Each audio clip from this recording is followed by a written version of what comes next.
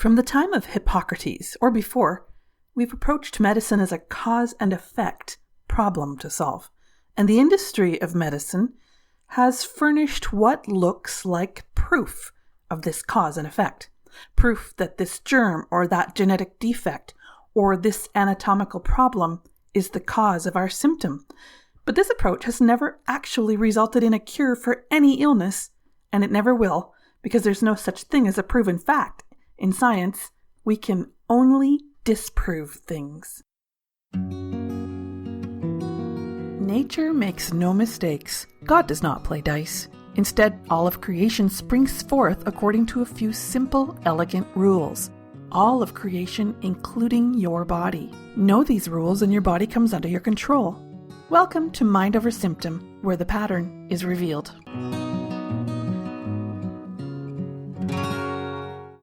It happens to all of us sooner or later, and it's happening sooner for more and more people. It's a symptom, a problem with our body, maybe constipation or maybe mood problems or perhaps a muscle control issue like MS, or maybe a chronic breathing problem like ARD, or back pain, or cancer. Are you sick of that symptom that just isn't getting better? Are you tired of feeling like your body's aging and falling apart? Is it really a necessary part of life that we should spend more and more of our attention just on feeling okay? Why do we develop problems with our body that just won't go away? Most of us who are health conscious, we eat healthy, we exercise, we do the right things, we drink lots of fluids, we have a nice work-life balance, we strive for that, we have regular checkups, we keep up to date on new discoveries, we get our immunizations after we adequately inform ourselves, and so on. Now and then everybody catches a cold or gets constipated or whatever. Rest and fluids and chicken soup, maybe get a prescription for the weirder things. We go to the experts, the medical doctors, the alternative practitioners. We go to them to help us when we have symptoms because they know the facts. They can do the tests and they can figure out exactly what the facts are, and that's the best chance we have of getting better. They diagnose the cause of the problem and then they provide us with a treatment for that problem, which is to supply something that will correct the underlying condition. But we almost inevitably eventually get a symptom that doesn't respond to that approach. A symptom that doesn't make sense, a symptom that won't go away, doesn't respond, a symptom maybe that can't even be diagnosed, can't even figure out what the cause of that is.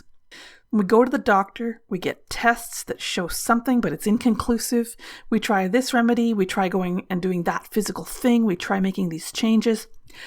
Then we up the ante, we go to a specialist, we get more tests, more of the same.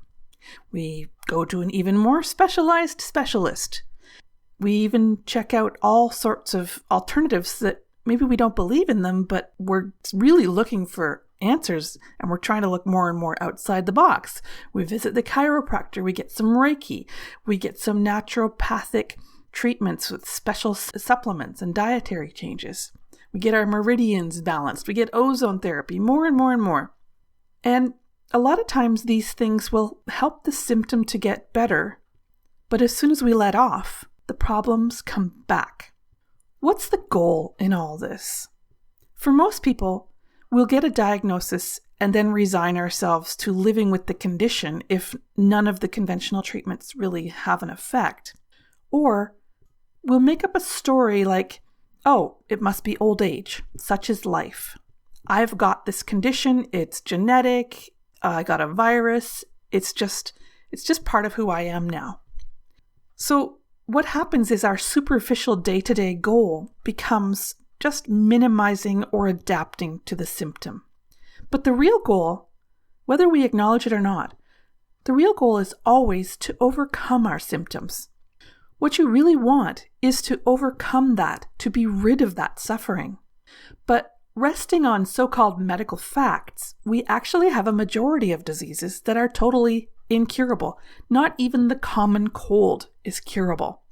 Have you ever wondered why this happens?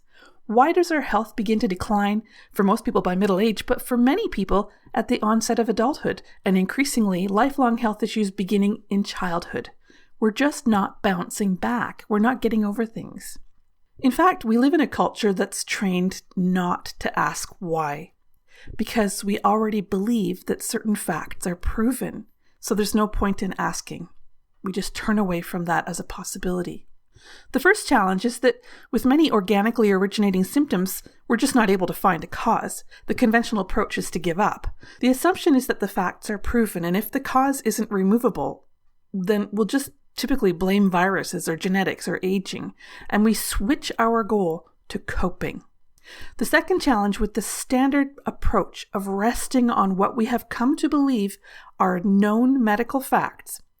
The second challenge with this is that the treatment results lessen over time. The condition worsens over time despite treatment.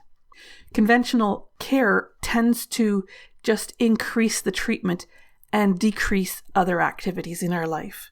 The assumption here is that we have a condition and that that's a thing. It's a permanent thing. It's part of us. It wins. It's going to stay.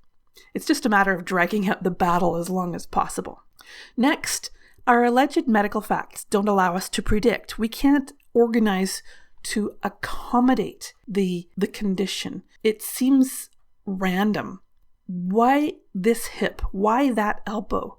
Why does this symptom come and go in waves? Where's the pattern? Why doesn't it correlate with what I ate or how I behaved yesterday? Why can't I find a pattern here so that I can just make this part of my life and come to expect it? And what we end up doing is constantly trying to outthink the symptom, not realizing that more and more of our mental energy is just going to this problem and not even trying to overcome it anymore, just trying to predict it, trying to live with it. Conventional medicine says that symptoms and how they appear are largely random. That muscle might be weaker, or maybe you wrenched it and you don't remember doing that, or maybe while you were traveling you picked up a bug. Now that part of your body's damaged. That's just bad luck. And the assumption here is that symptoms arise from anatomical defects, including brain chemistry defects, which combine with outside triggers into a perfect storm to create what's essentially a permanent condition. The body of medical beliefs also won't allow us to create an optimum environment, including physical environment, but also relationships, food, our psychological environment, our financial environment, our time. That's another type of environment. The body of medical beliefs that we already have and accept as proven fact, they don't allow us to be able to create that optimum environment to be able to minimize and control our symptom, because we just keep getting more and more sensitive to our environment. And again, conventional care, conventional thought advises us to just reduce our lives further, to withdraw, get a disability pension, give up those activities that you used to enjoy. You just don't get to do them anymore because they trigger your symptom. The assumption is that since the environment is the cause or trigger of the symptom or is a factor in the symptom, then the best we can hope is to minimize our symptom by avoiding those triggers. Again, bad luck. Lastly, we have a massive medical bias in the belief that we have a proven fact of inherent meaninglessness of symptoms. Our symptom is a result of statistical probabilities. We're just a statistic. There's no way to win. You've got to just accept your fate. You'll never overcome this, and you're basically nuts to want to overcome it. You just need to accept the diagnosis and prognosis because it's just a product of probability. The medical response here is to just point out small distractions, little possibilities that might make it a little better, worth giving it a try, but overall, we've just got to accept our fate. And the assumption here is that if your symptom doesn't respond to treatment, it's just an incurable condition, and that's just life. So within the framework of all these known facts, our actions are perfectly reasonable given what we know. Yet it is so deeply frustrating to not make progress or not make progress quickly enough on healing our symptoms. The old advice no longer works. A new approach is required. The root of the problem here is in our giving up on finding a cure before we even seriously look for one. And the reason why we give up before we seriously look for an answer is because we believe that medical diagnosis by medical experts is based on proven facts. But there's no such thing as a proven fact. When you hear someone say that's been scientifically proven, it's just not true. Because we can't prove an idea. All we do in science is disprove. So we can believe something to be true or we can prove something to be false. Facts are just things that we believe with a lot of certainty, with a very small amount of doubt. In a courtroom, we prove things by making the jury believe them. We present a lot of evidence in a very structured way, and then the jury goes ahead and thinks about it and discusses the matter, and when they come to an agreement, then we have established a proof. But, of course, what we've actually done is established grounds for a belief. To say that we've proven a fact only means that we've provided overwhelming evidence to create a strong belief that will no longer be questioned. To say that something has been scientifically proven only means that the evidence provided has created a strong belief relating to biology, chemistry, physics, or some other subject studied in science. But this is only a mechanism for creating a belief. We can never, ever actually prove any fact. We can only provide overwhelming evidence, or we can disprove previously held beliefs. And of course, that's what the scientific method really is. It's the act of going around disproving ideas. This is why science and religion have traditionally gone head to head. Religion is based on dogma, which means unquestioned belief. It means overwhelmingly strong belief that we don't even bother to think about anymore because it's been proven to us beyond our personal, subjective doubt. Science is the process of disproving ideas, especially the really dearly held ones. That's the most fun type of science. Nowadays, however, we've developed a new sort of religion. We have a new set of unquestioned beliefs, and we cling to them even though they don't help us, because we've got the idea that this new religion has been scientifically proven. It's nonsense, but we believe it. That new religion is the humanistic, mechanistic understanding of the world and our place in it. And modern medicine is firmly entrenched in this view. There is no spiritual context whatsoever for your doctor's medical tests or diagnoses. Now, this new approach in medicine produced astonishing improvements in health outcomes. Because the body is a physical thing. We do have mechanical processes, tubes, pulleys, and levers, systems throughout our body. So the increasingly fine-tuned technology that enabled medical doctors to examine the anatomy of our body led to wonderful improvements in diagnosis and in the ability to mechanically intervene in the body when anatomical problems do appear. Anatomical problems like tumors or blockages, deformities, broken body parts. These things really do threaten our well-being when they happen. And our mechanistic understanding of the universe has allowed us to really fix these problems much better than we could before. And these successes were miraculous compared to the previous medical results. For example, the 50% death rate from medical surgery pre-20th century. The mass deaths from plagues, for another example. Medical success is so miraculous that it provided overwhelming proof that medicine could do anything when it comes to our health symptoms. And by proof, I mean it provided overwhelming evidence that allowed us to form a new dogma, a new unquestioned belief so strong that we can't see its inherent failings. But there are failings with this approach, serious failings, because symptoms do not arise from mechanical problems. It's the other way around. Dr. Hammer and those of us who study his work have been presented with another proof. We've received overwhelming evidence of a pattern of 5 biological laws that govern how symptoms form and what resolves those symptoms. The evidence continues to pour in every single day. It's evidence as compelling as the evidence for gravity, the steady proof of our belief that unsupported objects will fall downward. It's evidence as compelling as the evidence for fire, the steady proof that fuel, oxygen, and a spark will, when combined in appropriate amounts, produce flame. It's proof as strong as proof that life is worth living, that dancing is fun, that love can hurt, and so many more things that we know to be true. And it's totally subjective. That's what's missing from conventional medicine. The subject, the person, the conscious being that animates the mechanical body. So first we have the law of conflict, the first biological law of nature that has to do with healing. We recognize that physical life is an energy game. If you're hungry, it means you need some food energy, but to get the food, you have to expend energy, and you already have a shortage. That's why you're hungry. And that is a conflict, that subjective experience. It can be as small as this, or it can be as big as your life being in imminent danger, but a conflict is still this subjective experience of a problem. You can respond consciously. You can say, oh, I'm hungry. I'll spend what little precious energy I have to go make myself something to eat.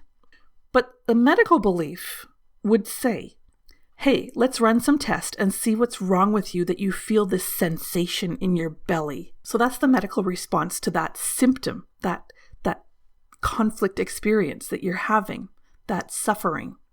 And that suffering is caused by something real. So if you're not conscious about it, your body will handle it because the need is still real. The second natural law of healing is the law of process. Continuing our analogy of the symptom of a gurgling belly and a painful craving for nourishment, we would recognize that there are two phases to this experience of this particular biological conflict. First, there's the conflict of feeling hungry, of needing the food. Then there's the experience we have after we successfully get a good meal. The second natural law of healing is simply that we recognize that some sensations are caused by the hunger, and some sensations are caused by satisfying the hunger. But medical belief would say, first, let's run tests to see what's wrong with you that you feel this aching sensation in your belly. And then the medical belief would say, let's run tests to see what's wrong with you now that you feel this fullness and tiredness and that you are no longer feeling those former sensations. A third natural law of healing is such a simple and elegant one that it's almost hilarious. And yet it's so very revolutionary and challenging to the medical belief. It goes like this. We know if we have feelings of hunger, it has to do with the stomach. That feeling's a subjective feeling. You can be put under anesthetic and the hunger feelings will go away, even though the stomach is still not filled. So the experience, that is the feeling, the conflict, the symptom, the problem, this is a subjective thing. But we know it connects back to an actual physical body part, your stomach. So we know that hunger pains have to do with the stomach, the content of the stomach or lack thereof. We know when there's a problem with the vision, it's because there's a problem with the eyeball. We know if we're having trouble walking, we know to look at the physical structure of the leg, to examine the skin, the bone, and the muscle in the leg. The third natural law of healing is what I call the law of relevance. The specific body part allows you to have relevant subjective experiences. So your stomach lets you nourish yourself. Your eyeballs let you have this subjective experience of seeing. Your legs let you move in the direction you want to go. Now, here's the cool part that the medical belief can't grasp. Just as we know that when there's a problem with being able to see properly, it's because there's a problem with the eyeball. We also know that when there's a problem with the eyeball, it's because there's a problem with seeing. Every cell in your body has a purpose. You have eyes to see, a stomach to mash food up, bones to hold you up and help you move forward in the direction you want to go, skin to protect your insides. So I'm going to say this again because it's absolutely revolutionary to the prevailing medical dogma today. When you have a problem seeing, you know that it's a problem with your eyes. What conventional medicine doesn't understand because of its dogma is that when you have a problem with the eyes, it's because of a problem with seeing, a subjective problem you are having with your need, your desire to see. It's a conflict of not being able to see something you need to see because the structure of your existing eyeball isn't adequate to the task. For example, maybe you need to see your child who you can't see in the park. You've lost sight of the thing you need to see. You use your eyes to scan the horizon, scan near, scan far, look inside, look for the color of your child's shirt. Your eye is not adequate to the task. So your eye tries to change itself, to do better. And this will result in a physical change in the eyeball, just as surely as the subjective experience of hunger will result in a physical experience, a physical change in the stomach. Medicine can't grasp that. This connection goes both ways. Medicine sees cause and effect as a one way. This causes that, the end. So when you have a problem with your eyeball, medicine doesn't see that it's a problem with seeing. Medicine sees a problem with your eyeball, and then if there's any realization at all that you're also having a problem with not being able to see something you want to see, medicine might diagnose that as an unrelated mental problem called paranoia. This approach is like looking at a crying baby and deducing that the child has a flaw in its tear ducts and a problem with its vocal cords and a problem with its eyes, making it scrunch its eyes shut, and a problem with its blood pressure and its vasodilation and so on. The law of relevance allows us to see the child's tears and tight body and screams and to know that this child is having a subjective experience of some kind of a conflict. We can then help the child resolve that conflict, and those symptoms will fade all by themselves. We can treat, we can wipe away the child's tears, we can cuddle the child to help him release his pent-up energy, we can stroke his hair to calm him, we can release the pain that's making him cry. That's good medicine. The third natural law of healing, then, this law of relevance, it will completely revolutionize diagnostic medicine when it's finally understood. Because we'll no longer restrict ourselves to looking for damages and flaws in the anatomy when we're trying to understand the cause of a symptom. We'll know that the body is responding to a conflict that we're having in our subjective experience. The fourth natural law of healing is the law of ecology. Again, conventional medicine can't grasp this law because of its pre-existing belief. The law of ecology is just this. It isn't the environment that makes you sick. It's your reaction to your subjective experience of the environment that makes you sick. How do I know? No experience, no reaction.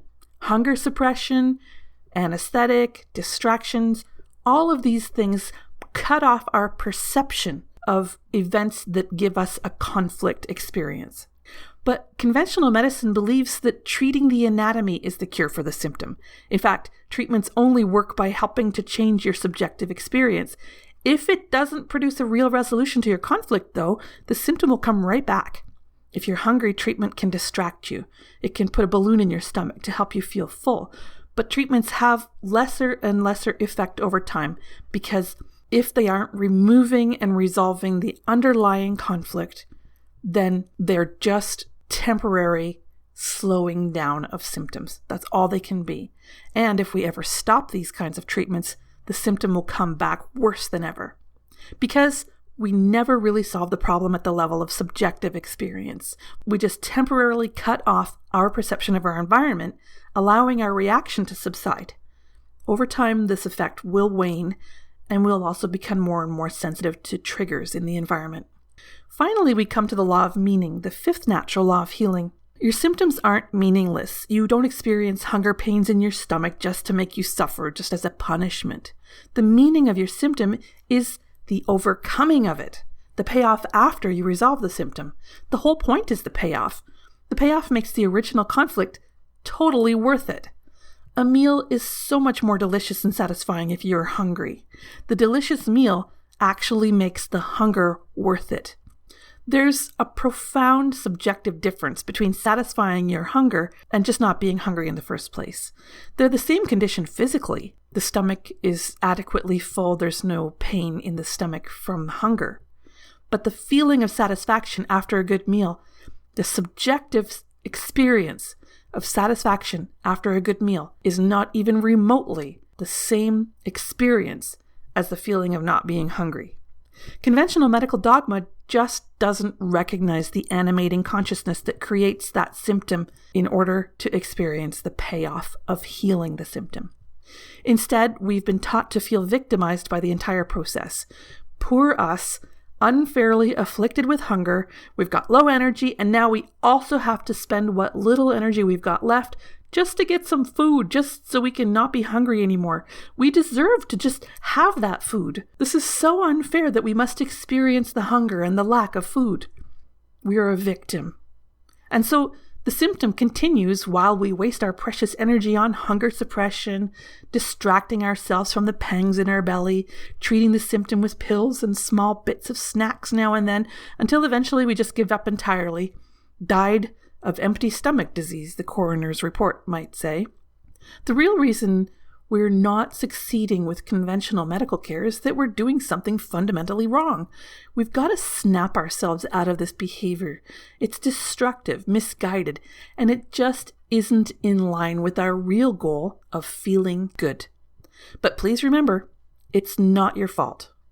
It's just that few people are yet aware of this profound mistake in healthcare. So, the cause of your symptom, whatever it is, from an aching belly to a myopic eyeball to a lazy leg muscle, even to a compulsive thought or an unshakable worry, whatever that symptom, the cause of your symptom is an unconscious, unfulfilled, deeply personal, subjective goal. Your obstacle to that goal is partly that you have a genuine physical lack, a lack of food, a lack of seeing the object you desire to see, a lack of ability to go the way you want to go, and so on.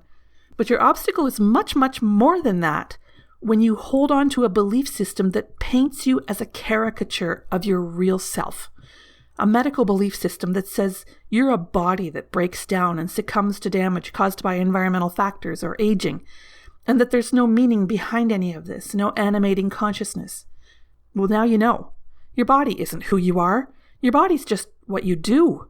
And you, the one that is doing your physical life, you are the animating consciousness that is having subjective experiences. So now I hope that your true cure is a little more obvious. It's not easy to give up a lifetime of mechanistic thinking, that's for sure. I still struggle every day with forgetting who I really am and feeling like my problems are arising from my body not working right, or my life not working right, or from people or conditions in the environment around me not behaving properly, making me feel bad. But there's such a wonderful payoff in those moments when I let it all go and remember who I really am. It's such a great feeling that I created a communication process to help others experience the feeling too. I call it the Mind Tree Integration Process. It's a communication technique that lets us work together to get outside your symptom, get to that bigger perspective to see what's really going on, to access those true goals, those true subjective goals you're experiencing in your soul, and to release the fears and erroneous beliefs that are in your way of achieving the well-being that you really desire and deserve. What? Some people ask me, how the heck can just talking solve anything? I've got a real physical problem here, you crazy lady. I've got that a few times, believe me. You want to know what I think is crazy? The bizarre idea that a tiny little chunk of genetic material called a virus, which has never been seen under the microscope doing anything like this, but somehow this little invisible thing will find its way to that particular part of your body and cause all those symptoms that nobody can ever solve for the rest of your life. That's crazy. If I leave you with one new idea today, let it be this. Be willing to let go of a proven fact if there's evidence that maybe the fact isn't quite so proven.